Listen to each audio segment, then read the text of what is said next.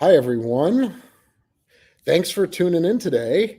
Uh, this is a really fascinating conversation that we are going to be having with Jason Roberts, the curator at the African American Museum in Baton Rouge. And of course, you recognize probably the guy down there, Tim Nesmith, uh, superintendent of ships at the USS KIDD. And this is something, and I'm Shane from the Buffalo Naval Park. So thank you for checking in. And right off the bat, we have some dogs barking, right? Yes. Tim, is that one of your dogs there? That is Zola and Sweet Pea, and they're probably about to be sprayed with a little spray bottle because they're making noise. So Very good. That's all right. that's how we do discipline in Castle Ding Nesmith. I understand. So let's just roll right into it. Jason, welcome today to this live session talking about the segregated spaces on board a Fletcher-class destroyer in World War II. Why don't you give us a little background of how you've interfaced with this project, you and your family, and a little bit about the museum? Oh, certainly. First of all, thank you for having me. It's a pleasure being here. Um, as you mentioned, I am the curator of the Baton Rouge African American Museum that was founded by my mother, Mm, Sadie Roberts Joseph, back in '93 was the initial opening of the museum. And what she did was to collect a lot of history and present it to the local area. So we got a phone call from Tim, who we actually met a long time ago at a museum function, and he called us up and asked if we would be a part of this, and we gratefully agreed to join in. It was a honor, really, to be included in this. So we're oh, that's excited about it. oh, that's great. That's great. And hello, Tim. How are you today? I am kind of running. I got up this morning, headed to Homa to the shipyard. Got done at the shipyard, did a little bit of filming, did a little bit of checking on projects. And I apologize to the viewers. I'm not ignoring y'all by not looking at the screen. I'm just trying to overcome some technical difficulties. Um, but uh, but yeah, did a little bit of checking on some stuff, and then hit the road and came back and took a shower because it's sweaty in Homa, and then jumped on the computer. So Yeah, great. it's a busy day. It's a busy day, no doubt. Of course, we have a question. How long will the kid be in dry dock? It's estimated right now we'll get out sometime in either December or January. I'm betting probably closer to January. Um, and it all depends on projects and fundraising. And of course, weather. You know, if we have any more hurricanes come through, Hurricane Francine didn't do anything physically to the ship. But what ended up happening was they because it was bearing down on Homa. Um, I'm sorry, I'm trying to make this thing No. work. Because it was bearing down on Homa, they had to basically shut down operations, secure the yard, secure all the ships in the yard against weather, and then from there they had to get everybody home. Mm-hmm. So they lost all day Tuesday, the 10th of September. They lost all day Wednesday, the 11th, which is when the storm came ashore. And then part of the day on the 12th, excuse me, where they were basically getting people back to the yard to check, start cleaning up, and I think by Friday, they had stuff back underway again, and we're doing some work and everything. So Mm-hmm. they lost 3 days. Wow, that's a Uh, lot. so That's any that's a lot of time. Oh, that's a lot of time, especially when you're in a shipyard, because as Paul Ferrace at the COD reminds us constantly, every minute in the dock costs money. And every time you turn the pumps on, like he was in a land-based dock, not a floating dock like we're Yeah. in. And every time you turn the pumps on to pump the water out or to let the water in, it costs you money. So time is money with shipyards. You got it. And Jason, I know we covered this briefly, but you didn't really have much effect with at the museum during the hurricane, right? Nothing major No, happened. nothing major at all. We did find out that we had a small leak that we have to take care of, but yeah, the rainfall kind of lets you know those things, doesn't it? Yes, as we know on ships too, when it rains, sometimes it will rain inside the vessel, and we're like, oh, we didn't see that little weep hole or something, Right. Right. So what we are going to be doing today is talking about some of the great work that Tim has been coordinating with Jason and his family at the African American Museum, and how work is going on a particular space on the USS KIDD. Since they are going, since their interpretive year is roughly August of 1945, Tim, is it? Correct. So, okay. August VJ Day. Oh, you actually pick VJ Day. All right. VJ Very Day. Good. The military was still segregated at that time, and there was a space that has been converted over time. And with that as their interpretive year, they are going to be bringing back the steward mate space, which was a segregated space. And when Tim came up to visit Buffalo and the Sullivans, we went down to the space comparable on our ship up here, and he began talking about what it will look like and what the vision is. And I hope to have some pictures. That's what Tim is working on now. We're going to get some pictures sent to me, and then we'll be able to share some of this of the work. So, I got to remember where I stored them. Oh gosh, I understand. Yeah, I apologize. No, that's all right. And not to say that I didn't enjoy or look forward to visiting my good friend Shane last September, but the sole point for my extension of my trip to historic naval ships in Albany was to go to Fall River and find some equipment on Battleship Massachusetts that we are looking to replicate, a prophylactic station. So we can talk about venereal disease in World War II, yay! And to go to Boston to see our friend Buzz on the Cassin Young.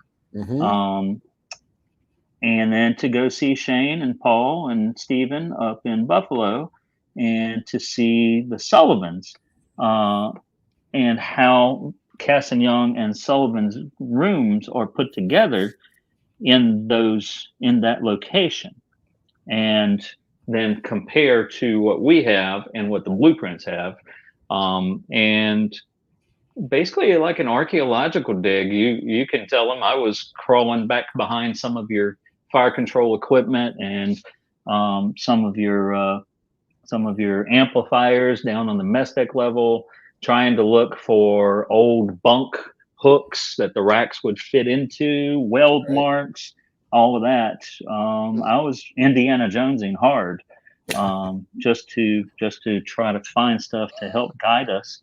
And Shane, I will tell you that the shipyard has told me that those photos that I took of both of y'all's spaces are 100% invaluable. So thank you for giving me access to all that. In fact, today I was down there, and I was looking at what they're doing on the lower level where the food service line starts. Yes. And I was able to see they've moved the ladder now from one side to the other, and we'll talk about that. And they've started construction of the wall that wasn't there before in KIDD's configuration. And I mean, it's all coming together. It's about that far away from being finished. It's great. Awesome. we're Awesome. excited. Wow. So why yeah, so hello. Tim is getting older and needs thicker glasses. Oh boy. That wasn't me. That was Actually, I had bifocals, and the bifocals set off my vertigo, so that's why I'm here. I went back to my old glasses. gotcha. And Okay. oh, I see, Richie. Let's not talk about age, sir. Very nice. That's great. So I know yes, Richie, so while Tim is searching around for photos. Oh, thank you. Lorenz Rogers. Thank you for your donation. That's nice. Let's see if I can show that. Oops, wrong one. Yeah, $5. Thanks for keeping us updated. It's always fascinating to learn new things about KIDD. So thank you very much. It's greatly appreciated. All of your support is greatly appreciated. Just being here is always appreciated as well. So yes, so what we are trying to figure out here is Tim has some pictures. He wants to send them to me. It got lost in the shuffle, and we just weren't able to get to it before we went live. So he is doing that. Jason, do you? So what was this? What was the first contact? I know your dad served a little bit. You were saying in the Navy, and then mostly in the Army. Is that true? Yes, dad was born in 1926, and at 15 years old, he joined the Navy, following behind his best friend, with a letter from his mother allowing him to join the service. We laughed about that a little earlier. Yes. Yes. His mom basically signed him over to the Navy, and he served for 4 years there. And upon his completion of duties there, he switched to the military, the Army, and Yes. he did Army for 26 years, I believe. Oh my gosh. So he made this wow. his career. Like, Yes, he was a okay. career military man. Wow. All right. So 4 and 20. Yeah, 30 years. Yeah. Wow. Amazing. And so what was your experience? Hearing some of the stories or different places he may have been stationed or Well, unfortunately, being a World War II vet, I guess kind of traumatized him to some degree. He didn't speak a lot about his service. The vast majority of what I learned about his service, I learned after his passing. Um, I know that he did. He worked. He worked in the mess hall. I remember that he told me that he worked in the mess hall on the ship. Um, Thereafter, he ended up doing combat duty.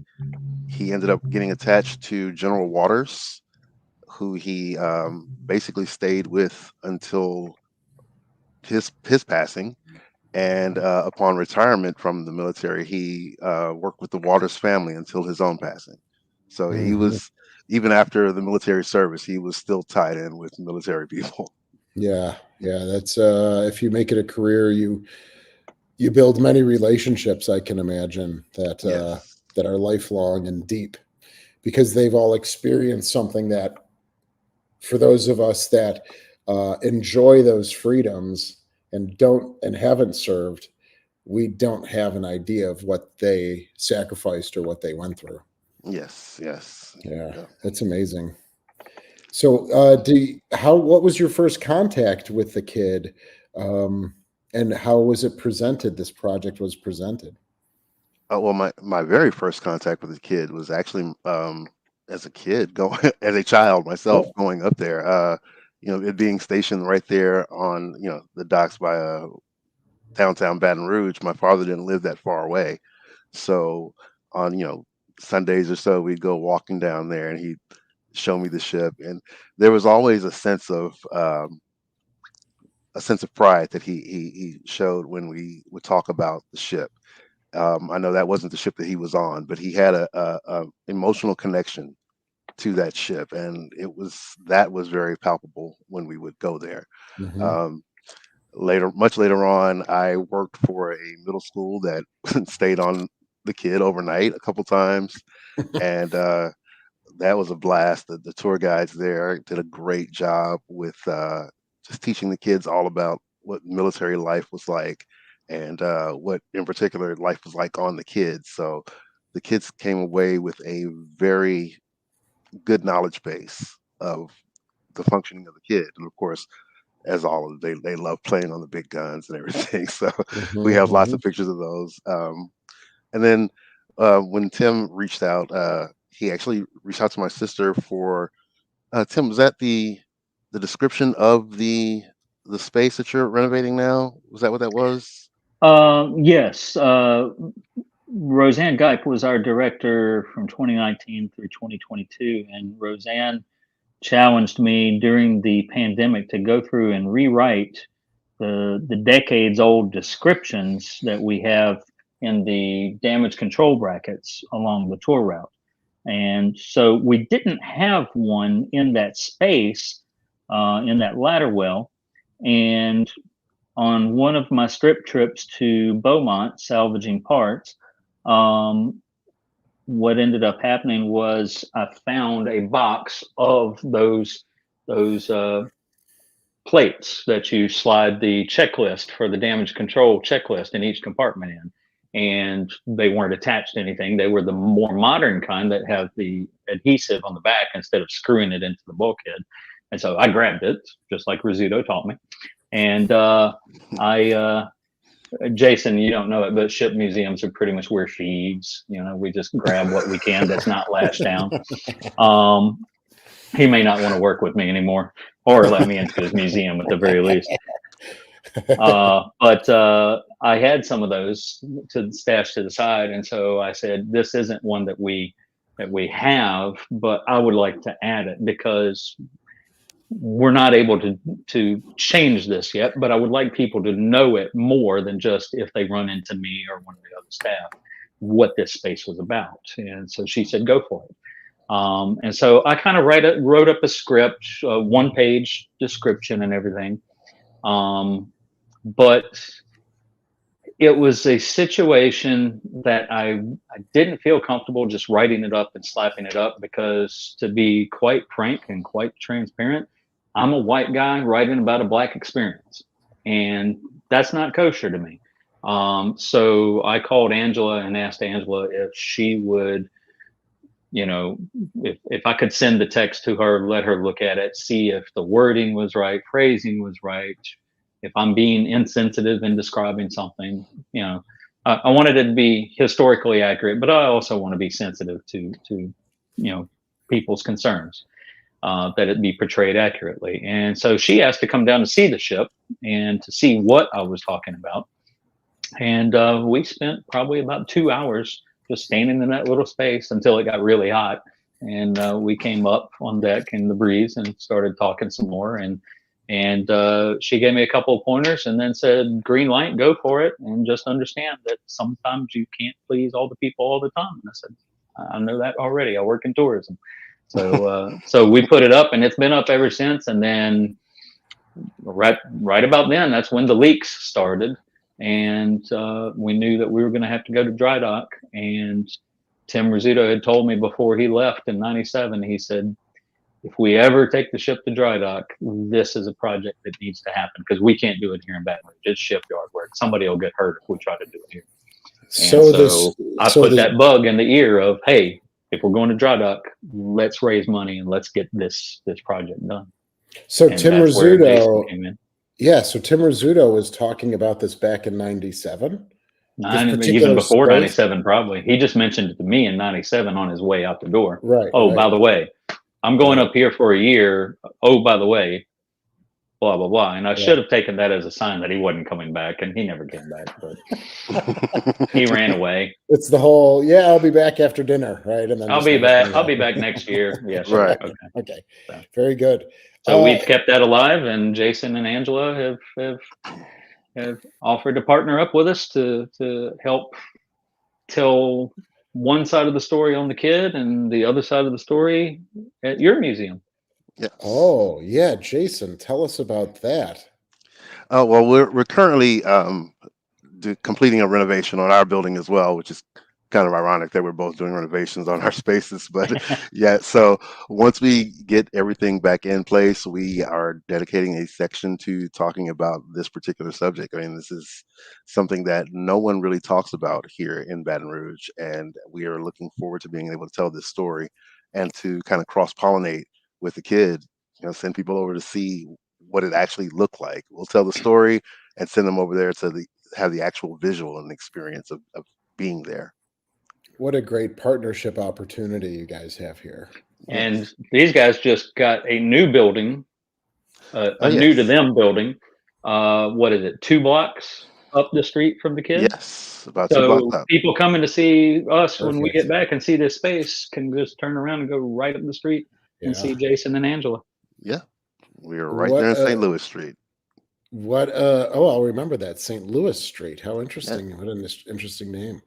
That must be fabulous for like school groups. And now 2 blocks, kids can walk, like go to one museum, take the walk down the hill or up the hill if there's a hill there, and be able to experience both your museum that you're curating and the ship where the stories actually happened, and to see the space and to experience how close how confined the space would have been. So when do you plan on debuting your side of the story, Jason? We're trying to go for the end of the year. We're going for the Kwanzaa celebration at the end of the year.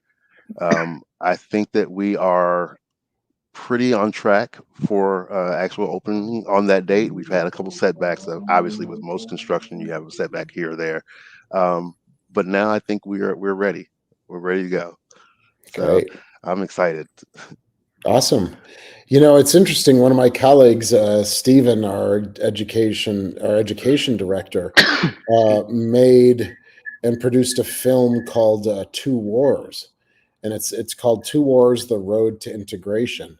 And the reason why it's called 2 Wars is because he highlights African-American and women and minority groups fighting in World War II and then coming home and having to fight a war at home and have to fight racism and bigotry at home. So he calls it like the 2 wars. They're fighting for the country and then having to come back and having to justify your citizenship.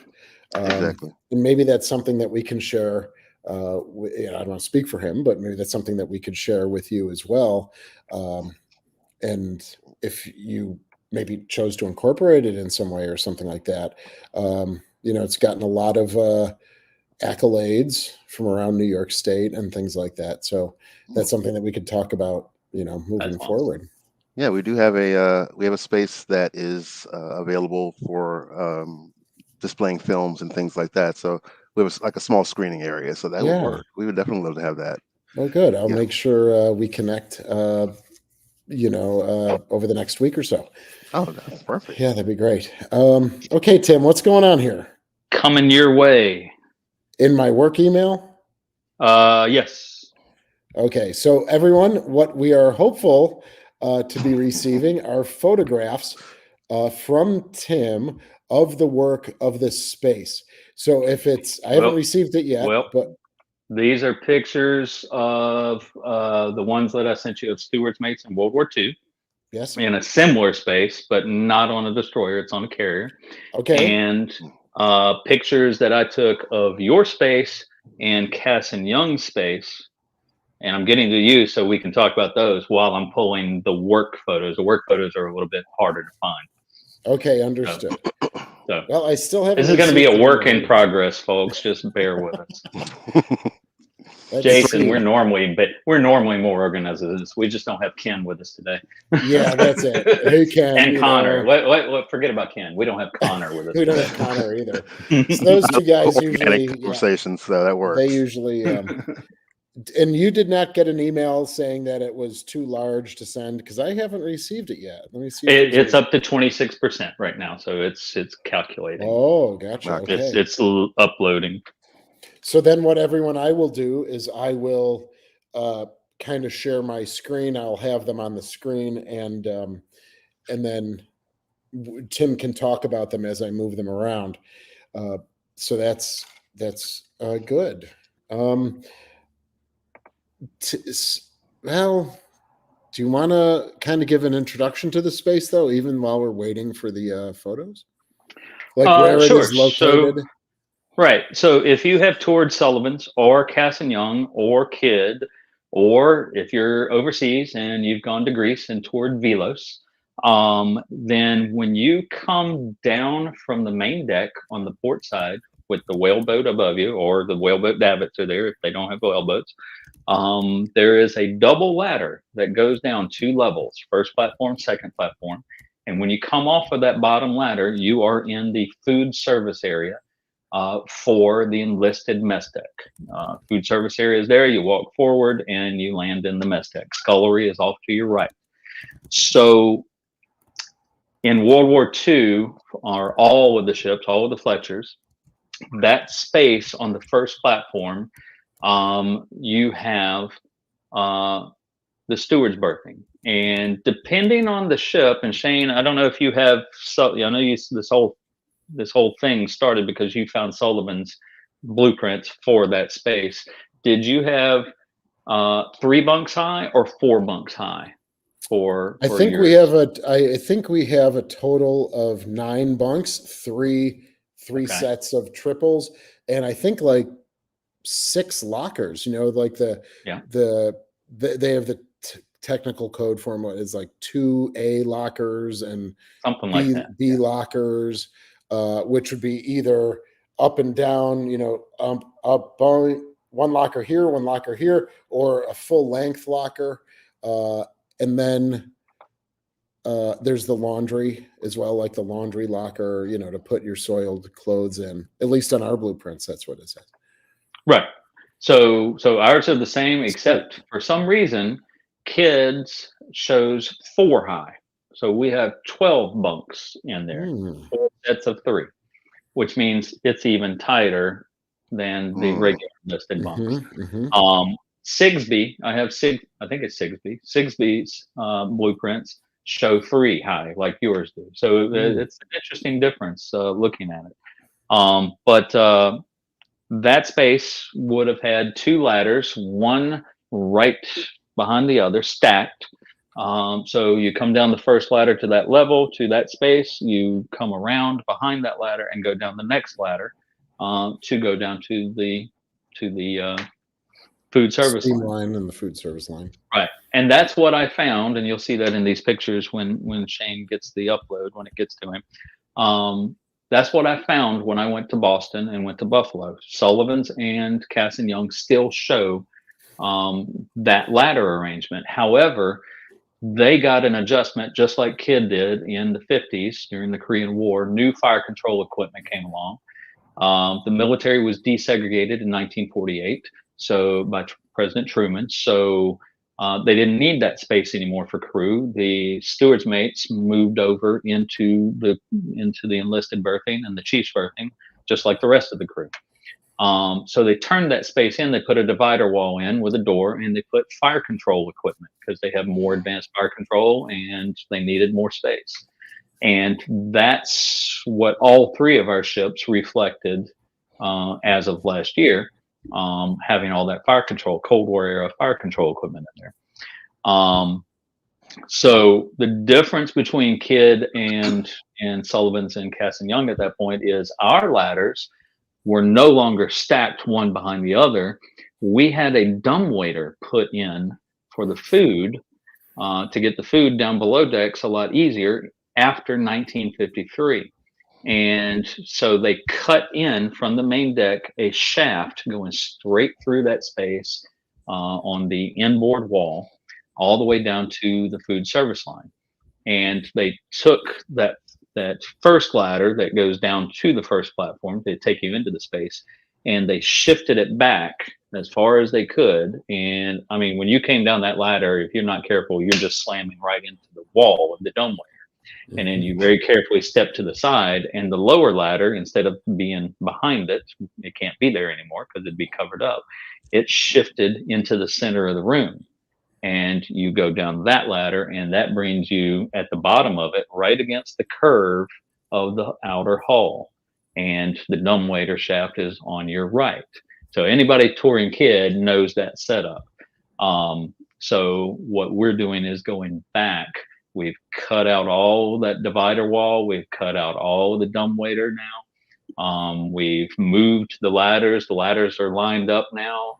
They're about to put the upper ladder in place, and they are putting the lower wall back into place, like what you'll see in the pictures from Sullivan's and Cassin Young Mhm. right now. And So it's our- we're going back and pushing back to that era. Yeah, so I got them. They're downloaded. I'm just kind of I'm just putting them onto my. Thank you everyone for your patience as well. Again, I'm Yes, not thank as you. skilled as Ken at doing this. Connor. Or Connor. Does Connor do this Connor. voice? Oh, I thought it was. No, Ken always does No, the thing. Ken handles the photographs. I think Connor does the chat and making sure everybody's is streaming to the proper areas. I don't know. I don't get into their business. I just come in and heckle them. Yeah, very good. And Jason, thank you for being patient for this too. I really Yes. appreciate it. Yeah, no that's problem. great. That's great. So let's see. Yeah, you sent me 50 files here. So That's how thorough I was with your show. Yes. Okay. No, there's You can I see scroll Buzz. through them pretty fast. Yeah, I'm doing such. And so I have a bunch. So yes, let's there we go. I'll show a few from the KIDD and a few from Cassin Young and a few from the Sullivans here. Most of Sullivan's, I think, is at the bottom of the ladders. Yep. And then up on the main deck, because I forgot to photograph the main deck bulkheads and everything when I was with Buzz. So it was a good thing that I was seeing you. Okay. All right. So let's see here. If I want to present, share screen window. No. Okay. So it actually seems as though I have to open these photos. Oh man, open them all. Your computer, man. Okay, so let's see if now this will work. Share screen, window. Okay, let's try this. You guys seeing that? Yes, there we are. Okay, so Very good. Tim, these are pictures from the Cassin Young and the Sullivans, along with a few photos. Now when I open them all as a batch, there seems to be 9 photos open here. There might be a second batch that I could see. So let's just go to a full screen on this. Okay. And why don't you? So this seems to be the Cassin Young. Yes. So if you're standing with the breakwater just to the left of photo, out of shot, the whale boats on KIDD would be directly above your head. Cassin Young does not have any whale boats on board that I remember. So the big difference here is that on KIDD, there is no watertight combing there. It's just a straight bulkhead coming from deck up and making basically a U turned upside down. That bottom combing is not there. Those dogs are not there. And that watertight hatch is not there. I'm sorry, watertight door on the right is not there. Correct. Are you guys seeing my cursor move? Yes. Okay, good. Yes, I see it. So you're missing the combing down here. I'm missing the combing there and the door and all the dogs. And for us, there is no ventilation grill right there. Correct. And this is the big thing. This shows the difference between the 3 ships. Or between those 2 ships and KIDD in its Cold War configuration.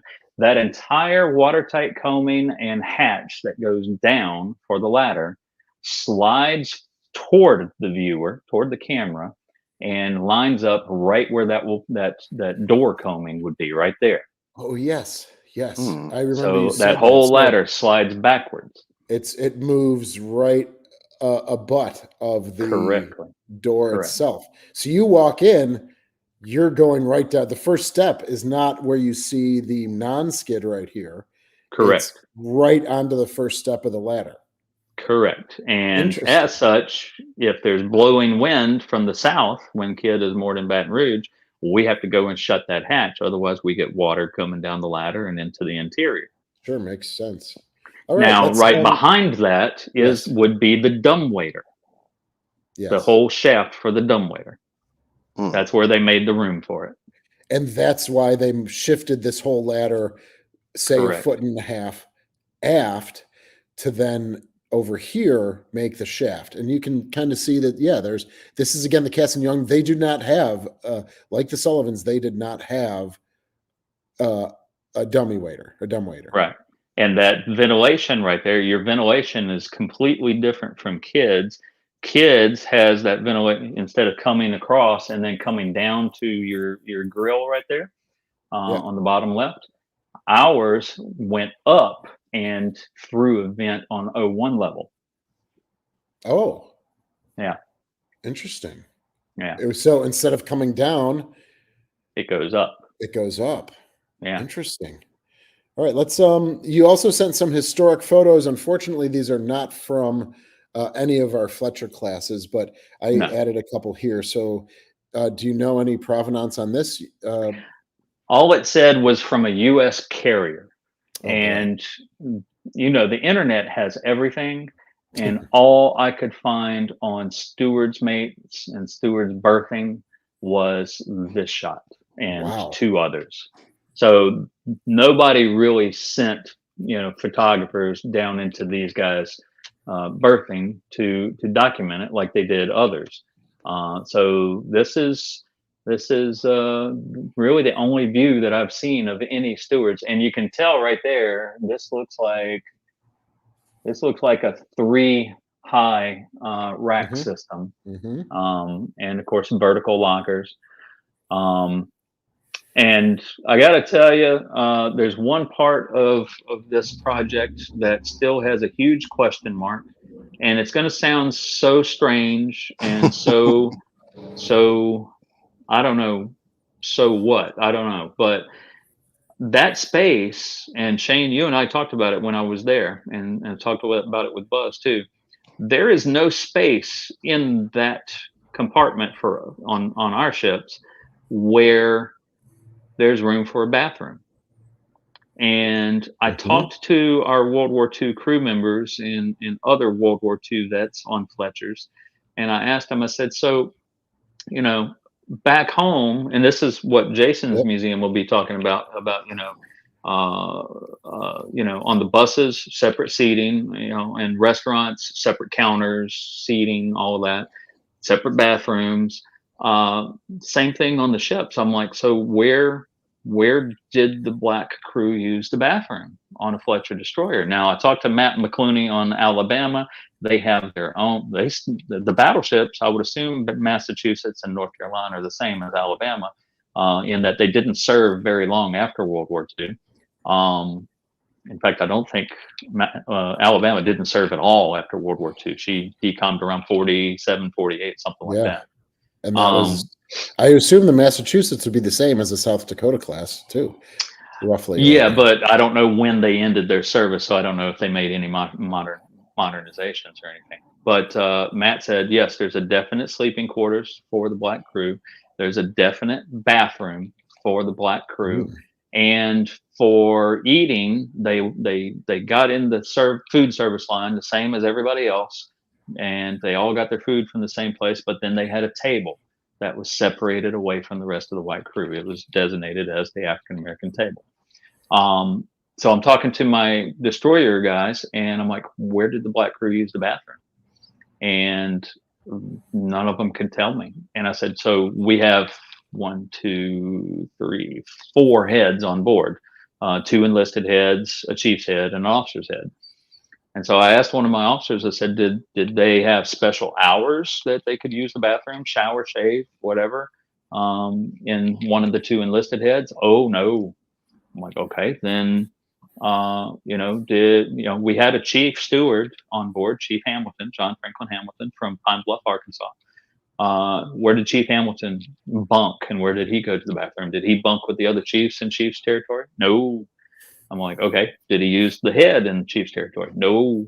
I'm like, okay. So he bunked with his crew. He bunked with his crew. Okay. Even though he's a chief. Even though he's a chief.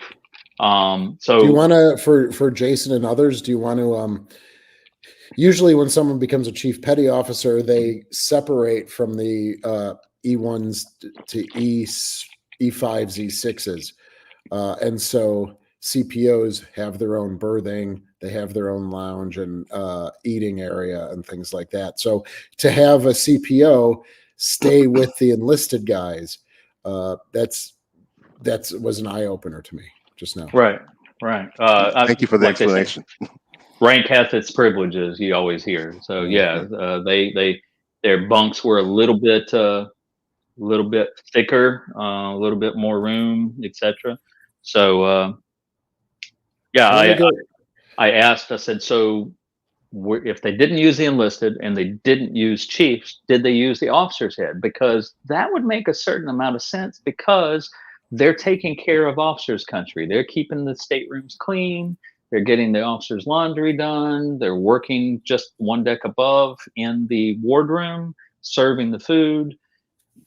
Did they get to use the officer's head if they needed to go to the bathroom? Because that's right in the area where they work. And he's like, oh no. I'm like, so where did they use the bathroom? And he's got his thinking cap on and everything. And I love this guy. He's a sweet old man, and he loved the ship and he loved his shipmates. And he said, damn, I don't know. He said, maybe they just peed over the side of the ship. He said, maybe they just, took a dump on the deck and then washed it off. And he said, I just don't know. And I said, okay, I want you to think about something. You've talked about the chief boatswain's mate on the Kidd, in charge of all the decks and everything and the boats, and how he was death on green officers. He was stringent. I said, do you believe that he would have let somebody poop on his deck? And he's like, oh, definitely not. I said, so then what's the answer? He's like, I don't have one. I just don't remember. I'm like, okay. So we went and talked to Admiral Cox with the Naval Heritage History Command. And our director, Park Stevenson, said, this is a project that we're getting ready to do, and we want to be correct about it. How do we know, what happened? Do you guys know? And Admiral Cox, from what Parks told me, went, I don't know. Let me check with my staff. I'll call you back. And a couple hours later, apparently they had a big, kumbaya. Everybody get together. We need to find this out. And nobody had an answer. And he called back. He said, you have asked a question that I don't think anybody has ever asked before. He said, we got to get to the bottom of this. We need to find this out. So they're still digging around trying to find it. I stumbled across a cartoon that one of our viewers sent to me about his grandpa's ship, I think it was, which was a gold plater. Jason and the viewers, if you're not familiar with a gold plater, they didn't make any new destroyers until 1930, 32 in the U.S. 32. Navy. They had so many Wicks and Clemson-class four-pipers from World War I that they didn't need to make any. And of course, the naval treaties were stopping them from doing stuff. So after the naval treaties kind of went to the side and the Cold War of warship building began, leading up to World War II, they started experimenting. They'd make 2 or 3 or 4 of a class, and they'd experiment some more and have a new class and a new class and a new class. I think there were about 10 classes leading up to the Fletchers, starting in 1930. Yeah. And these newer destroyers were so much larger and more spacious, if you can call a destroyer spacious, that the older destroyer sailors from the four-pipers looked at them like, well, those are gold platers, those are primo duty. But this comic book that had been put together from his grandpa's ship talked about the crew in the aft head, enlisted head on the main deck, similar to the way the Fletchers are set up. They found porcelain toilets. And so they ripped out I'm going to call them S cans. If we have any kids watching, poop cans. Yeah. They would have a ring, and a galvanized bucket would sit in it, and then you would squat down over the bucket and use the bathroom. And that was for the whole enlisted crew during that time period between the wars. And so they found porcelain toilets somewhere. Come showing. Remember, Jason, Navy guys steal stuff everywhere. So they cut out all of the poop cans, S cans, and put in these porcelain toilets. Well, then they sail out of San Diego to do refresher training and gunnery practice. And the first time they fired those two 5-inch guns on either side of their aft head, just like it's on either side of our aft head, the percussion, the reverberation shattered those porcelain toilets and stuff went everywhere. So they're like, oh, I guess we got to install the S-cans again. So I read that and I called Matt McClooney because on Alabama, they still have World War II crew members come, a few of them. And they had one come and look at their newly restored ammunition handling room for one of the 5-inch guns above. And Shay McLean, their curator, and Matt had been over this space a million times. And he said, hey, can you tell us what this ring over here is? There's a little flat circular piece of metal.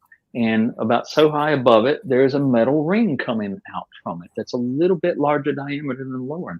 What is this for? We put projectiles in it, powder casings, nothing really fits. It wobbles. We don't know what this is for. And he's like, oh, that's where the S-can goes. And they're like, what? He's like, go get a galvanized bucket, 5-gallon galvanized bucket. So they ran and grabbed one and he took it from them and he just popped it right in. Perfect fit.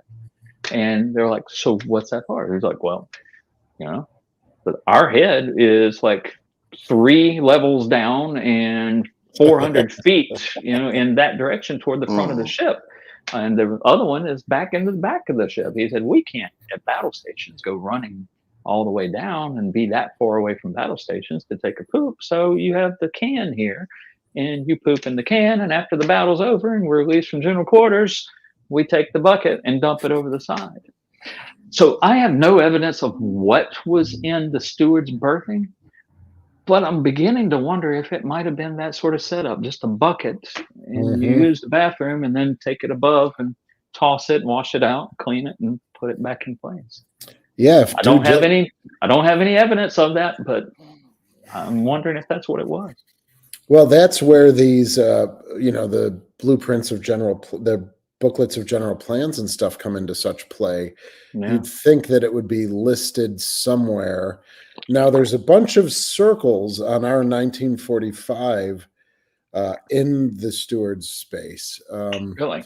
But I don't know if I can zoom in enough to actually read the writing that would be accompanying it.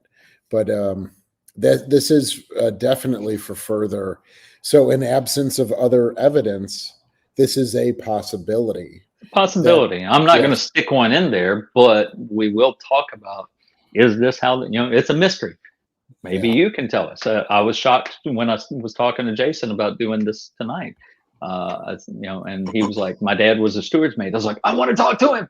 And he's like, well, you can't talk to him anymore. But yeah, no, if there's any steward's mates from World War II still living, we'd love to talk to you. And that's the thing about the service that is so important to the story, Tim, and I know you'll be talking about this, is even on board a ship, the African-American crew were serving in various capacities, serving the white crew. So potentially at that time, just like it would have been done at home, even on ship. And that's why it's so important to tell is that, and also to tell about the desegregation as well in 1948, as you had mentioned. You know, I'm going to bring some of these pictures back. So let me see if I can do this. And, you know, it's scary to think how things walked backwards. They say, you know, stuff can never happen again. It absolutely can happen again because the Navy in the Civil War, a black man could hold any job on a ship that a white man could, except for captain. And gradually over the years leading up to World War I, different jobs got taken away bit by bit until by the time you get to World War II, the start of World War II, the only job an African-American could have is a steward's mate. And they opened it up later in the war to where they could be on the dock as stevedores, moving equipment and everything. But what's going on in this jobs? What's going on in this photo here? This looks like the wardroom. Maybe they're. It does. Maybe they're silverware. Polishing silverware. Oh, that's it. Yes, good call, Jason. I couldn't figure out what that was, but those are forks. Yeah. Thank you. Yeah, amazing. Okay, so here we go. This is back at the Cassin Young. Yeah, and that's the divider wall with the fire control equipment Mhm. through that door. So what you're seeing here, everyone, is that you're going down the ladder that we saw on the main deck.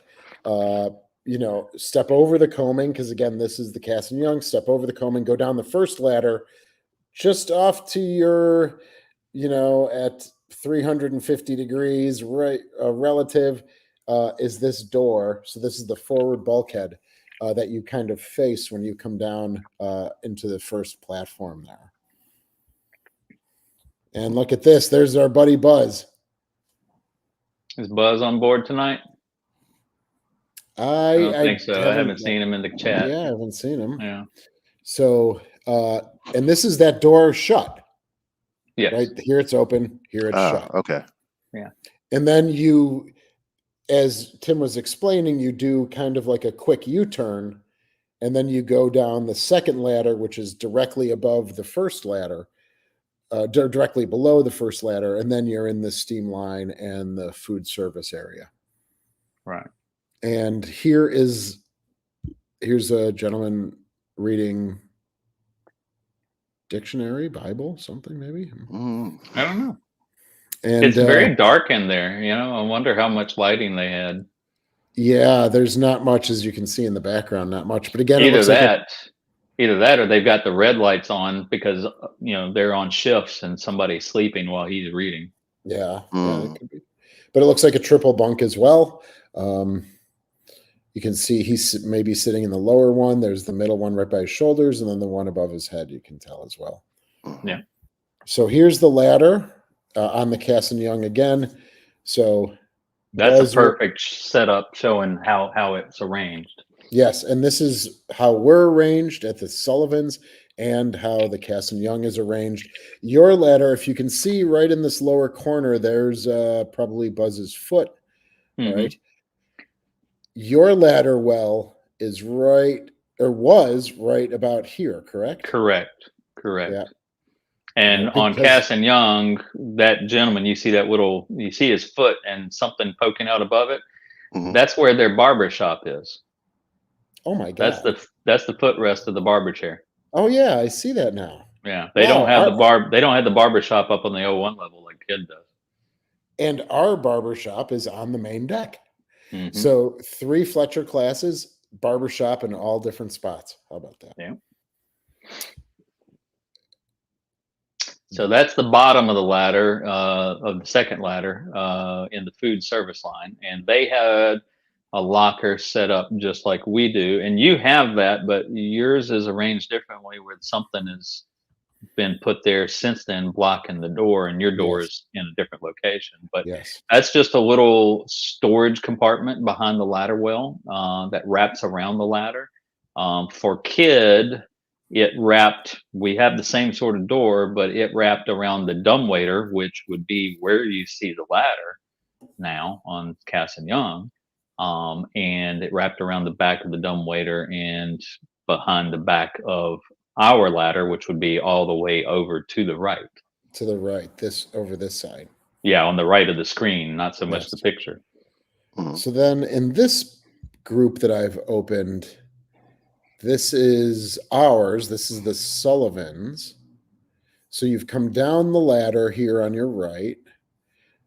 Post office here, where you were just mentioning the Cassin Young is their barber shop. Here's our door to our radar, gunfire radar. And then this photo is taken pretty much from getting ready to head down the second ladder to the steam line. Yeah, I backed myself all the way up in the corner of the room. So the ladder is right underneath the ladder that you see there. Down here. And so what you are doing is you are converting, again, if you're following my cursor, you are converting this whole space. Again, now your second ladder well would be right about here, roughly. When we started, yes. When you started, yes. And so you've moved that, and then all of this space opens up. This door, gets removed. And then there's the secondary space in here.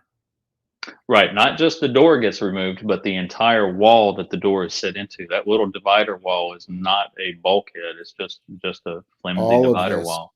all Yeah. of that gets removed. Yep. Gotcha. Wow. Okay, let me see if I can bring up some more photos. So why don't you guys do a little song and dance? I will be focusing on this for a minute. So tell us more as I'm trying to do this here. Okay. Well, so I am having trouble finding my pictures. I've got too many pictures to sort through. I'm afraid I'm going to fail in this regard, and I apologize. But if you want to see the progress so far, what I would recommend, you can see it in video. If you go to the kids YouTube channel, and I'm not hawking for, I'm not shucking and jiving for Oh, views. yeah, you're shucking and jiving. Yeah, That's okay, all well, right. whatever. But if you go to our channel and look for the playlist Dry Dock 2024-25, we have not just the stuff of the kid going downstream, but you'll see project updates. And once we got into Dry Dock in August, we changed the titles from project updates to Dry Dock updates because kid was alongside the pier for a while we were waiting for our turn in Dry Dock. So those project updates, I think there's 5, and then there's 1 Dry Dock update, and we're probably going to drop number 2 probably this Sunday, maybe, possibly. If Molly is able, if I'm able to get my script to Molly tomorrow morning. And you'll see how they have gradually pulled the dumbwaiter apart and sealed up the deck and moved the ladders out and everything. And then in this next one, you'll be able to see the current situation with how they've been putting walls in, and they're doing the last part of the cutout up on the main deck and getting ready to move that upper ladder into place. Mhm. So that's the easiest thing for me to show you. It's already out there. You can just tap over into a new tab and watch those videos. The big thing is we're looking, obviously we're looking for donations to keep the project going and pay for everything. Shipyards are not cheap, which you, my friend, are going to be finding out next year. He's busy. He didn't hear that. Yes, sir. Yes, You're yes, absolutely yeah, right. yeah. If you think this is a worthwhile project, definitely go to USSKIDD.com and donate. We Yes. appreciate every single penny. Every bit of it counts. And this is a very, very important project for us. I had a gentleman on YouTube who was a little upset with us that we were ripping out all that Cold War stuff. And he felt that he wasn't as concerned about the Cold War stuff as he was about divisiveness. He said, there's enough divisiveness in this country. Why are you dredging this stuff up? It existed. I'm not denying that it existed, but we got past it as a nation and we're moving forward. Why are you dragging us back to this? You're being disrespectful to the crew. And I showed him, I listened to his concerns. I sent him a link to our kamikaze video, where from about a year ago or so, where we sat down and talked, basically took everything I knew and put it on video just so it wouldn't be stuck up here and I get hit by a bus and it's gone.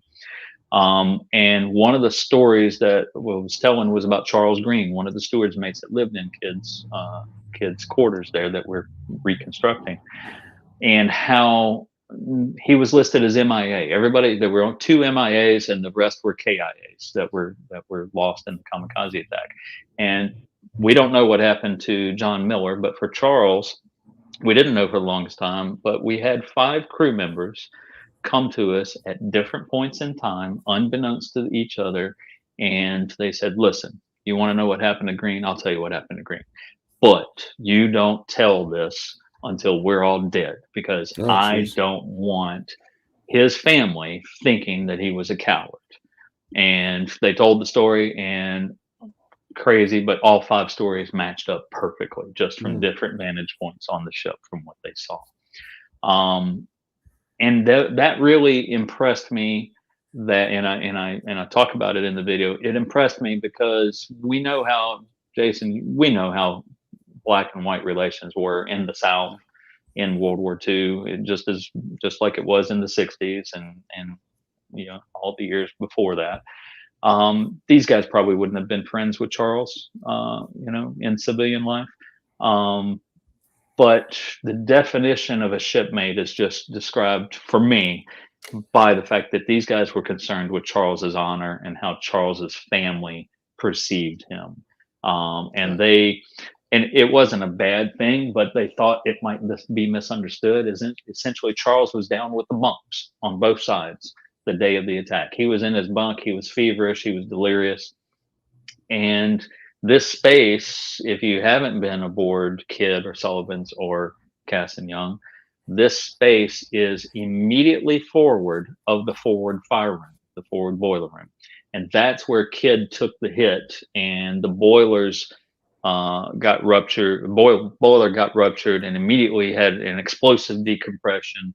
And the bomb comes out the other side of the ship, just makes a donut hole going through and detonates on the port side of the ship, which is where this space is located. So Charles, in his delirious state, feverish, in this space, in his bunk, hears the gunfire, and all of a sudden hears screeching metal. And this is all supposition on my part, but it's logical. He would have heard this. And the guys in the forward engine room on the other side of the fire room talk about the bulkhead bulging out toward them. Well, if that's the case, then the cofferdam and bulkhead on Charles's side might have bulged out. Don't know. But when the bomb came out and detonated, the mess deck immediately below took shrapnel through the shell plating, through the hull of the ship. It stands to reason that if shrapnel went through there, shrapnel may have gone through the area where Charles was at. Regardless, when the fire room goes down, the generators for generating the electricity in the forward part of the ship go down, and you have a brownout in the front half of the ship until they can transfer steam from the aft fire room, which is still fine in the aft engine room. So they set about doing that in the engine room, but in the meantime, it's dark up front. And these 5 guys from different vantage points outside see that hatch that we talked about initially on the main deck. They see the scuttle on it start wiggling, and there's bodies on top of it because guys took shelter in that little alcove and got hit by the shrapnel and died. Chief Hamilton was one of them. And they see that scuttle moving and the bodies atop it moving until they slide off, and that scuttle comes open. And Charles sticks his head out and sees Chief Hamilton, sees the bodies, the blood, and starts screaming. They said like the hounds of hell were after him. And he comes out of that scuttle, takes off running down the deck, and before he gets to the boat winch, he dives off the side of the ship. And that's the last they saw of him, which is why he was missing in action. There was no body to be found. And their argument was, I don't want anybody thinking he was a coward abandoning his post. He was delirious. He saw all the death and destruction. He saw that whole side was just riddled with shrapnel and torn up and everything. It was a secondary explosion right there where Ellen, are we still here? Yes. Yeah. I just brought okay. up, I just wanted to bring up the hatch again. I see the picture now. Okay. Yes. So they were concerned. They did not want people thinking that he was a coward. And so they kept that story to themselves all those years, just so that Charles wouldn't be thought badly of through misperception. So I sent this to the guy that was thinking we were dishonoring the crew. And I'm very pleased to say that he changed his tune. He said, I agree with you. This does need to be done. And you are honoring the crew, so thank you for that. I still don't think you should put her in dazzle camouflage, but that's another argument. So, oh yes, that was a big. I'm very pleased that we were able to come to a consensus that it's a good thing, and that's what we're trying to do. We're trying to tell the experience, and we're trying to tell the stories of all 330 of our crew members. So. Well, the interesting thing from my perspective, my museum actually has had that same response a lot of times. Why are you bringing this stuff up? And the interesting thing for my response to that, our museum was actually started because there was a lady named Odell S. Williams who taught elementary school and middle school back in the days before segregation. And she was teaching all Black kids, but she was not allowed by law to teach Black history. So what she would do was she would take these, she would get like small posters or small pictures of African Americans who had achieved greatness in American history, and she would sew them into her skirt and sneak them into the school. Get And out of here. when the other teachers weren't around, she would take them out and teach her children. And her entire reasoning for this, and this is where this kind of aligns with what you were saying, the entire reason that she did this was she felt honestly in her heart that Black people could never feel like they were a part of the American story if they'd never been taught that anyone who looked like them had ever done anything of merit. So she actually told those stories because it incorporated Black children into American history. And this story of what's going on, what happened with the Black soldiers and the Black Navy members at that time, you telling that story is giving life to that story. So the next time people of color come onto your ship, they're Mhm. like, "Oh, hey, we were here too. Mhm. This is how we live. Oh, why I didn't even know that we were here." Mhm. It gives it life, and I Yeah, think that's very, very important in telling the American story because you have to tell the entire thing. you do. You do. Absolutely agree. And even though we are not in with the Sullivans converting that space, if I give tours and there's African Americans in the tour, I will still go to that space and tell the story and tell the story of what the kid is doing. And now I will incorporate your museum, Jason, that you're the curator of, to say that they're telling a joint story. They're converting their ship. With the steward mate segregated space, you are supplementing it at your museum. And so even though we are not going to do it, we're still going to tell that story at the naval park, even though it won't Excellent. be physically the way it is, because that's, yeah, I got chills. Sewing, look how important that is for that teacher, Yeah. that you're spending the time to sew stories of African Americans in your skirt. Yeah. Yes, that was And Uh, that I've was heard her actually name for years, but I didn't know that story. That's yeah, fantastic. that was the original name of the museum.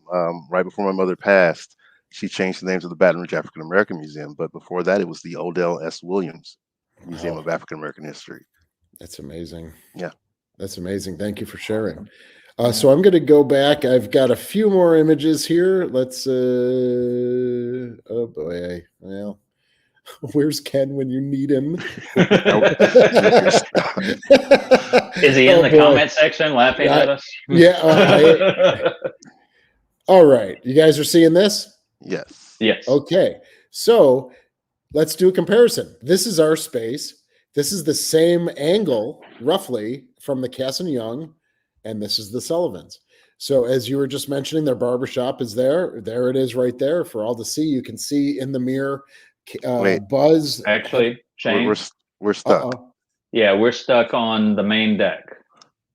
Oh, I'll get rid of it. Sorry. How the hell did I get it?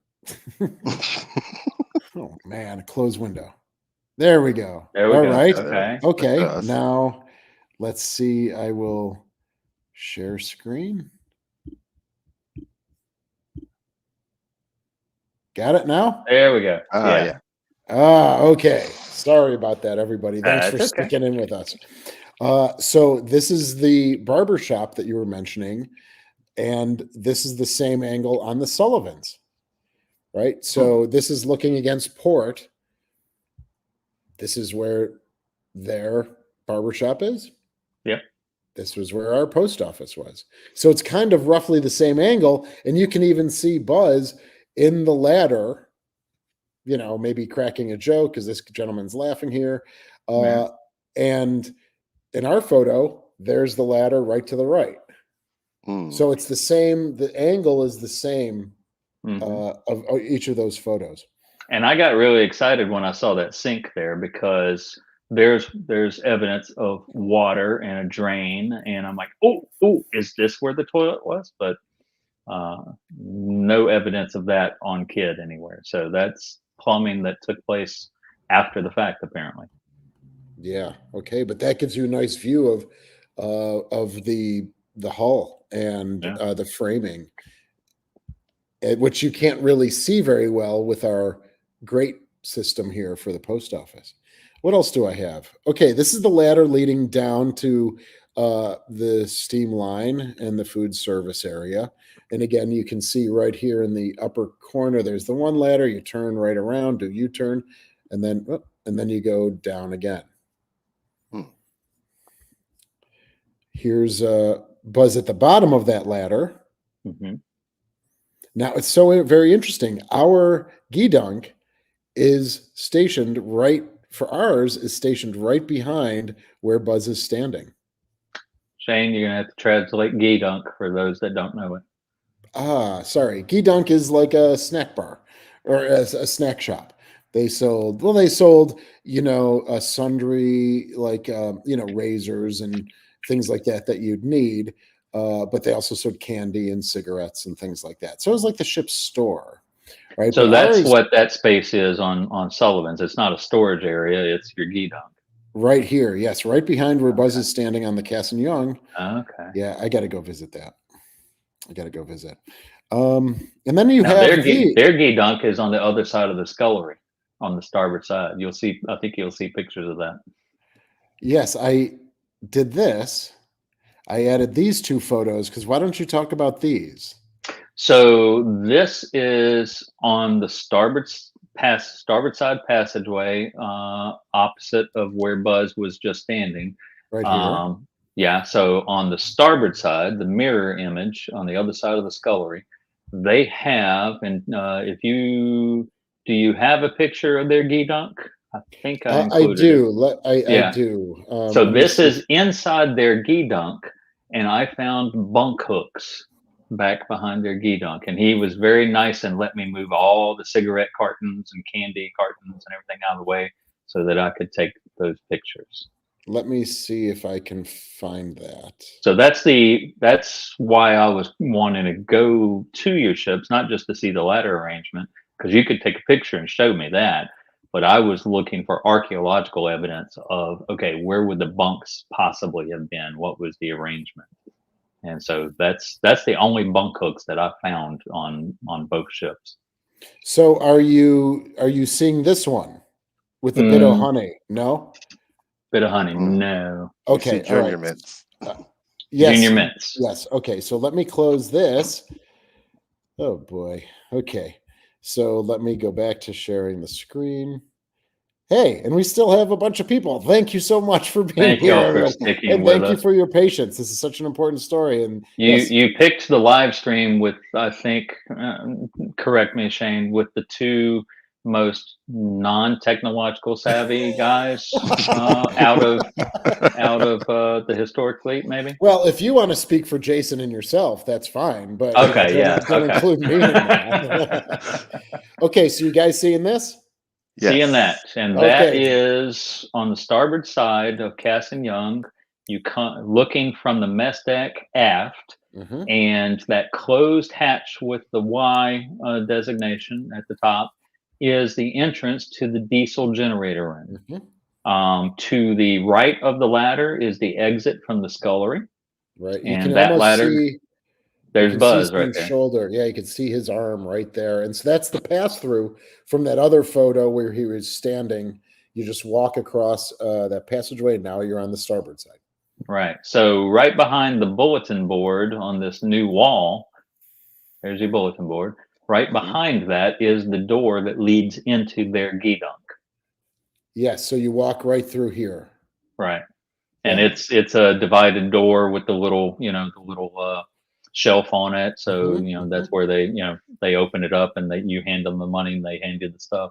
Mhm. So those bunk hooks are back inside Like, back on the bulkhead, ship's hull side of that Gedunk. and now, Tim, why is this important on the starboard side? Because you also examined our area as well. Now Yes, we have sonar equipment here on the Sullivans. We correct. have the diesel generator, and then we have banks of sonar equipment along here. Correct. But you're stating something about the eating area. Is that correct? In addition Yes, to the bunks? we also had the sonar amps for the Cold War sonar, which is much different from the World War II sonar. The sonar domes are in a different location, Mhm. and apparently the sonar amps were in a different location, down in the underwater sound room beneath enlisted berthing forward of the mess deck. We still have some stuff down there. We didn't get down there, Shane, when I was with you on Sullivan's, but I'd be curious to know if you still have the sonar amps down there, that they just left in place apparently on KIDD. We did do Um, I did go down there and do a video, but I'll have to did double you? check it. Yeah. Okay. So we got rid of our Cold War amps, And that would be right here. that would have been right there against the hull, Mhm. just forward of the hatch for the for the for the diesel generator.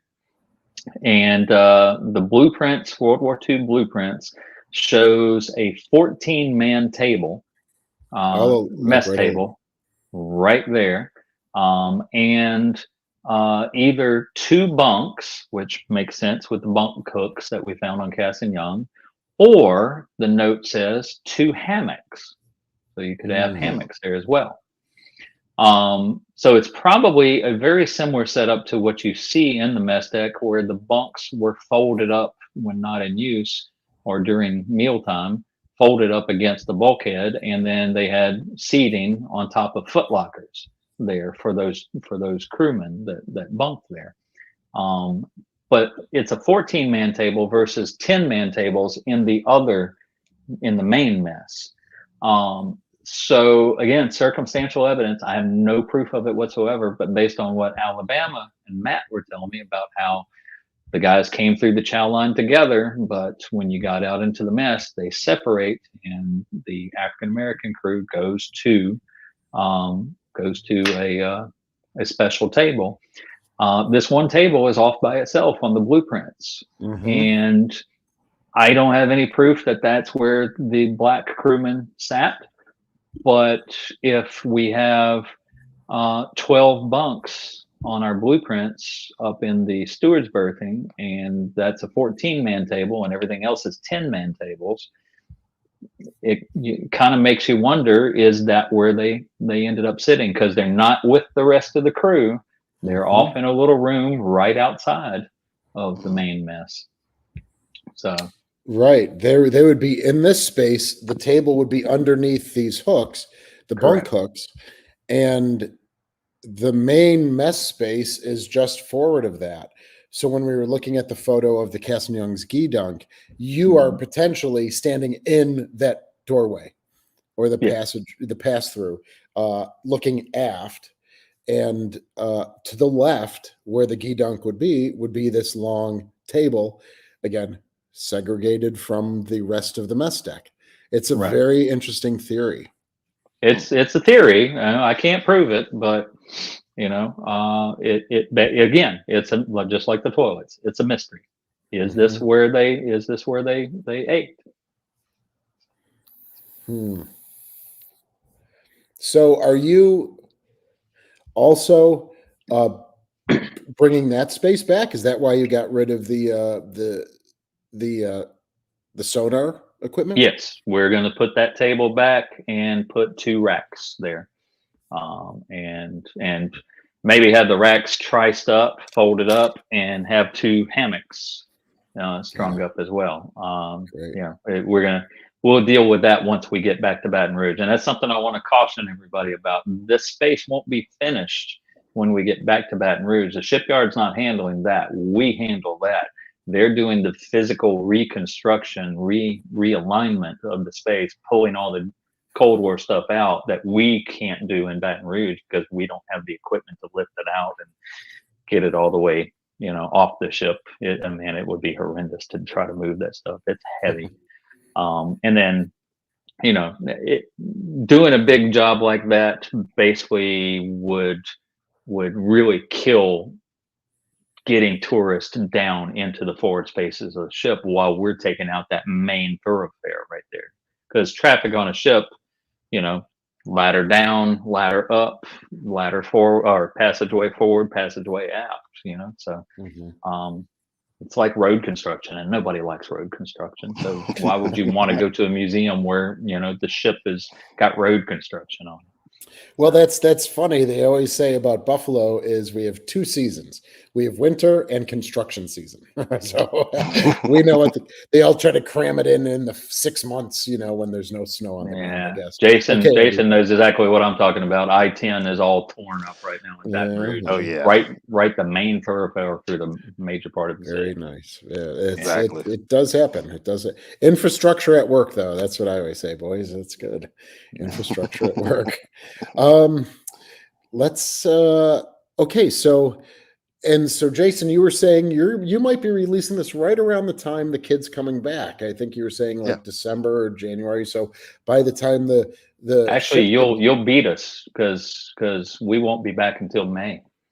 Even if we're out of the shipyard in January or December, we won't have the water to get back. So I was basing wow. that. Okay. Yeah, I'm sorry. I was basing that on what you were answering earlier, that question from Robert. So the dry dock itself will be until December or January. Right. But then to get, we've talked plenty of times on this show and, on our YouTube channels about your water levels. And so you have to wait for all the snow melt and things, right, to have the Mississippi raise. And then we got to put the gangway back on, and then we got to put all the stuff back together that we pulled off of the ship. The ship is bare bones right now because the Bonhomme Richard caught fire in dry dock. Cod caught fire in dry dock a little bit. Fortunately, no damage. But we pulled out all the artifacts, all the bedding, stuff like that. Anything that might be destroyed by a fire in dry dock, we pulled it out and it's in storage. So we've got even when we bring the ship back and we put the gangway back on board and we open up, we're still going to be reassembling. It's going to be a puzzle piece coming back together. So it's essentially pushing for us. And Jason, you might have kind of the same experience moving locations like y'all have last year. It's essentially pushing reset for the museum, for at least for the ship part of the museum, of okay, Tim Rizzuto, Jesse Eves, Bob Holt, myself, we've spent 40 years getting the ship to this point. We're going to dry dock. Okay, pull it all off. Okay, now we got to start over. We got to put it all back again. So so folks, don't be upset with us if you come see the kids in the summer of 2025 and she doesn't look like a jewel. She still looks like a construction zone. But we'll get her back. That's important to say that. And same with the Sullivans. When we end up going to dry dock, when we come back, we still have all that work to do down below underneath the main deck, and that's going to take, I can foresee, a couple of years. If there's 50 or 60 spaces that we need to get back to preservation. We haven't decided yet if we're going to open those spaces, and that's something that I'm always tooling around in my head. We were open; those areas were open for a tour route. Will they be open again when the ship comes back and we get those spaces taken care of? Is a question that I've been mulling around quite a bit. We'll have a couple of years to figure that out, I guess, though. There you go. So we're looking at the Baton Rouge African American Museum, and Jason maybe opening up that exhibit in December or so. The ship coming back in May, but not ship shape fully yet. Though the important things, those holes and water incursions down by the keel where you're bouncing on the blocks will be taken care of. Painting.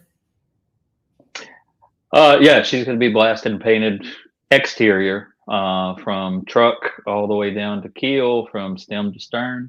We will have a dazzle camouflage. I tell you, let me just tell you, when Parks mentioned that at the Hinza, the executive director of USS KIDD, he gave a presentation at the Hinza Symposium, and he put the picture up there on the PowerPoint with the dazzle, and I mean, I was like, oh my God, you guys are getting rid of the graded system, going back to that dazzle. And that was a picture of yours, right? Like that's the kids. That's the kid. She wore that in 1944 Wow. for a while. Fabulous. And so, yeah, we're gonna. I have resisted for many years, Interesting. and it's not a hill that I'm going to die on. So we're turning it into an educational opportunity. Very good. That's the compromise. So our target date is August 1945. She would have had the Measure 22 graded system, but we're gonna be out of 44. alignment as far as we're going to be 44 for the camouflage for 5 years, the lifespan of the paint. And then when it comes time to paint, we're going to push even further back to the Measure 21 from 1943. And we've been talking about how Measure 22 works, why it works for 42 years. So we're going to spend 5 years talking about how Measure 3210B works. How that dazzle really didn't hide the ship. They weren't trying to hide the ship. They were trying to confuse the gunnery. They were trying to confuse the torpedo men and the submarines. Is this ship going this way, or is this ship going that way? Is it coming toward me, or is it going away from me? That's the only thing that dazzle was good for, was confusing the gunnery. Right. And distance, of course. The distance, they wouldn't be able to get range and distance away because of that dazzle. Yeah, camouflage is so you are throwing off the main calculations of range and speed and direction and all of that stuff. And that's just with the paint? That's just with the paint. Wow. Yeah. Really when she comes back, you and I are gonna talk. We're gonna have fun. Yeah, definitely. You will go down that rabbit hole, Jason. You will. Oh, sure. And then you're going to overall sea blue. We're going to overall sea blue, and we'll talk about how that worked and how that was actually better than the dazzle. And if the Battleship Texas crew gets their wish, then I laughed so much watching their feed when they were getting painted and all the arguments breaking out amongst the viewers, just screaming about this camouflage or that camouflage and the merits and everything. And poor Hunter was having to moderate the comment section and everything. And so I would just jump in, and I got a picture of Texas in dry dock, and we photoshopped it to Montbatten pink, and I would just put the picture of Montbatten pink. And so which was a real camouflage. It was a real camouflage brought about by Lord Mountbatten, King Charles's uncle. And it worked really well at dusk and at dawn, but no other time stood out like a sore thumb the rest of the day and the rest of the night. That's right. But yeah, I was doing that. So I'm pretty sure Hunter and Travis and everybody at Texas is going to start cheering for Montbatten pink on the kid at some point. Very nice. But we'll talk about Measure 20, Measure 21, and then 5 years we go back to Measure 22, and we've covered everything, and people know better about camouflage. Right now, most people don't even realize Kidd was in camouflage. They've seen it the whole time, and they're like, "It's going to be great to see her camouflaged." It's like, she has been camouflaged, guys. Come on, you're killing me. Yeah, one of the if people come to the Sullivans, a lot of people ask. We have, and there was a reason for this, everybody. So there seems to be a lot of comments and a lot of consternation over it. But if you look on the starboard side, we have our World War II hull identification, the hull number in World War II configuration. But if you cross over to port, it's the larger Cold War, larger with the shadows. And a lot of people have said, what are you doing? You've got the small numbers on port, starboard, you got the larger numbers on port, and the whole plan before April of 2022, I was working a lot towards honoring the camouflage schemes 80 years later. So I was planning and working with management to have overall sea blue from 2023, which would be 80, from 43 and then to 23 to 25, which would have been the end of their overall sea blue. Then I was going to do from 25 to 31, I was going to do the graded system like KIDD has had for those 42 years. And then from 2031 and on, we would have gone back to the overall haze gray and underway sort of look from the Korean War. So if you're following that, everything would have been skewed 80 years later from 43 to 45, 45 to 51, and then it converts to 23 to 25, 25 to 31, and then 31 on. For their three measures. And that's what I was planning on doing, was what you're going to talk about, is what those camouflage schemes meant. And so we got one side of we prepped one side, the starboard side, and then April of 2022 happened, and obviously that all got put on hold. But I'm envious of you guys for doing that. That's great. You know, you were telling me about that when I was there last September, and Parks was already talking about, we're going to do this if we get the money for dry dock. And I'm thinking Shane's going to think that we stole this from him. And yeah, no, it's all good. I don't think that. Well, you steal everything else, Tim, so why not steal ideas? Hey, I learned from Rizzuto, so blame Rizzuto. There you go. Well, it's been a great conversation, Jason. It's been a pleasure to have you on. Why don't you tell us a little bit more about your museum, where it's located, your hours of operation, and things like that, for people that are down in Baton Rouge or in Louisiana? They can come and visit you guys. Okay, well, we currently don't have any hours of operation because we are completing the renovation, but we're located at 805 St. Louis Street. It's a great building, about 8,000 square feet. We have a very large and new shiny display area, so I'm excited about that. But once we reopen, we are going to be having office hours from 9 to 5.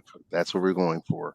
Nice. And it's going to be a great space, really. I think we've put in a lot of time and effort in making sure that we have the ability to display all the artifacts my mother collected, as well as to offer some new spaces and new opportunities for visitors to come do. My personal project has been what I call the living history room, where you'll be able to come in and actually do a vocal recording of your family history or any particular local history that you may know, and have it preserved for all eternity, actually. So it's going to be a great space. And I'm looking forward to working with Tim over at the KIDD and actually bridging our two museums. I think that's going to be an amazing opportunity. Yeah, definitely. So, Jason, let me ask: is the bus going to make the trip from the old location to the new? Yes, it is. Yes, we have one of the original buses from the 1953 bus boycott that took place in Baton Rouge. And this is the boycott that actually Martin Luther King sent people down to learn from the organizers here in Baton Rouge, so they can do the Montgomery bus boycott. And we have one of those actual buses, and we're working on getting it, hopefully within the next week or so. It'll be moved over to our new location. Awesome. And then we're going to begin restoring it and bringing it back to life. That is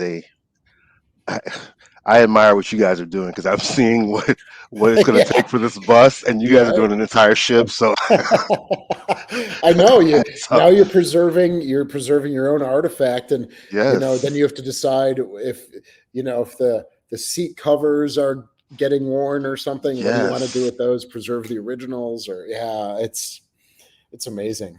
It's going to be. If you need help with the bus, I got a guy who loves working on metal, so he can help you. Yeah, I'll take. But you can't have him. You can't have him until we get the ship back. That's fair enough. That's fair enough. Well, that's great. Yeah, we've got a guy, but not yet. Right. Yeah. Not yet. Good job, Tim. You almost have a guy. You almost have a guy. I almost have a guy. Fabulous. So, Tim, just thank you. Thank you. Tim, do you want to kind of just give us a quick update here? Sure, but before we do, Jason, for your museum, any place you got a website? And yes. Oh yes, please. Can you take donations over the website?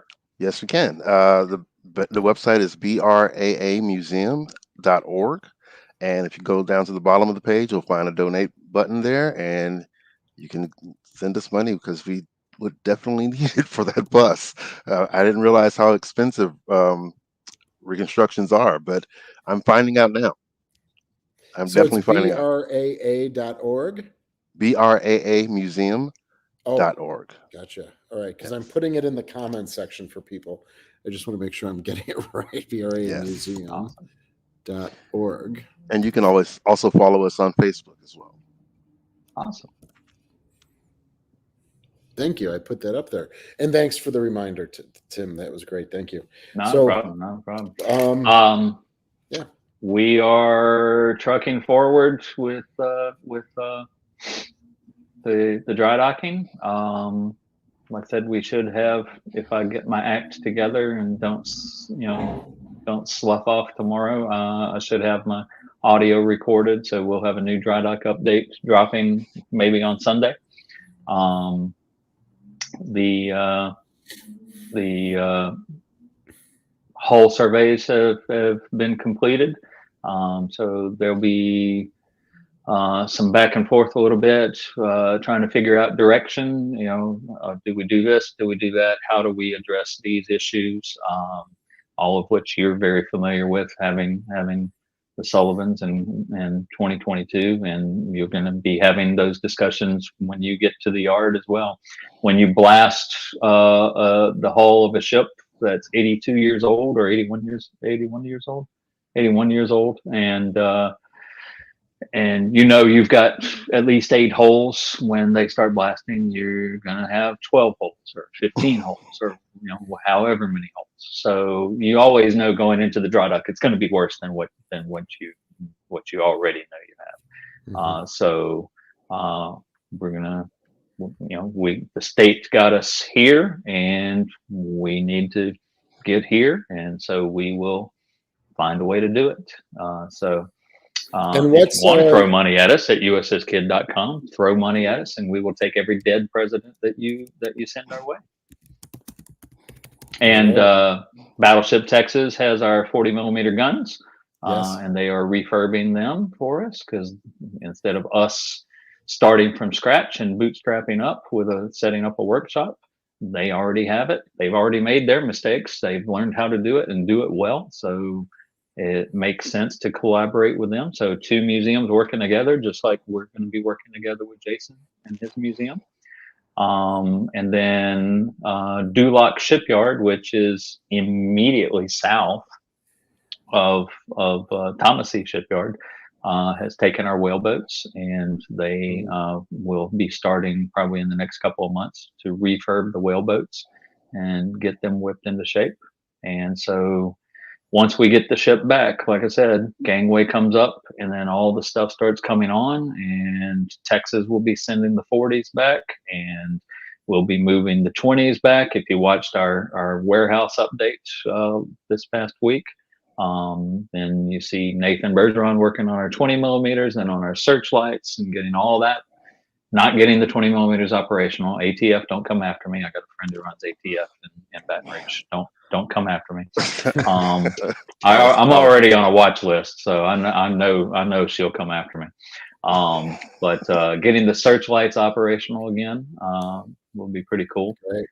But loading all that up and loading the whaleboats up, so it's going to be an interesting year. Mm-hmm. No doubt. Tim, I would like to just take a moment to personally thank you for taking this opportunity to tell this story. It means a lot, and I don't know if you're really aware of what it means to be included in something so large. It means a lot for the community, so I do appreciate that. I just wanted to publicly say thank you. Yeah. Well, I appreciate that, but I mean, all credit, as far as I'm concerned, goes to Tim Rizzuto for having that dream, and then letting me know about it. I call myself the keeper of lost hopes and dreams at the KIDD, because employees come through, have great ideas, but it's not the right time. There's not money. The logistics isn't working, and then they don't get to see it because they're moving on with their career. And I I don't know why I haven't moved beyond the kid, but they haven't figured out that I don't know what the hell I'm doing. I don't know, but It's I'm been still so many here, years. and Right.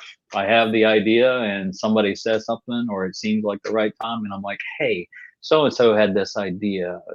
What do you think about this? And the timing is right, or the right person, or the money's there, and they're like, that's a great idea. Let's do it. And so I get the pleasure of taking pictures of it and everything, or calling these folks up that were with us and saying, "Hey, your idea, it's working. It's being done," and they get excited and everything. Yeah.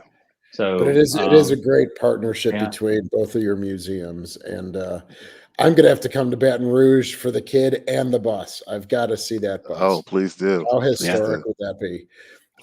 We have a couple questions about when are we going to dry dock for the Sullivans and where. We are beginning those conversations for everyone. We're beginning those conversations with the city. All right, the city of Buffalo are the main owners of the vessels, including the Sullivans. And so we are giving recommendations to the city. The city will then be working with our recommendations. So nothing has been released yet. We are trying to go to dry dock in late 25 or early 26. So that's kind of our timeline. Again, all of the funding has been secured through donations, state support, county support, city support. But we will be, it's almost, we will be consulting with the city with our expertise and our knowledge of the staff on board with the city. And then the city will be making the final decisions with the dry docking and and the tugs and things like that. So as far as that's my understanding of it. So nothing has been fully decided yet.